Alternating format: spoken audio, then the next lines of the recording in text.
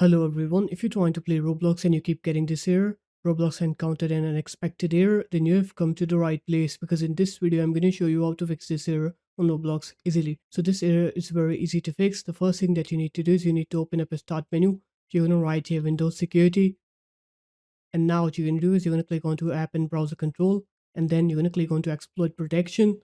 Go into Exploit Protection settings, click onto Control Flow Guard, set it to off by default, and after that you're going to go into program settings here.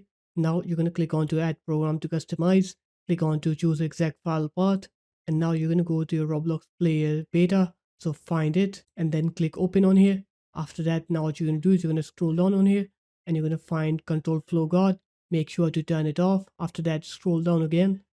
Now you're going to look for hardware enforced stack protection, set it to off as well. After that, click apply. Now go ahead and restart your computer, and once you're done with the computer restart, Roblox should work and you won't get that error anymore. So there it is guys, that's how easy it was. If you guys found this video helpful, make sure to leave a like, comment and subscribe to the channel, and I'll see you in my next video. Peace.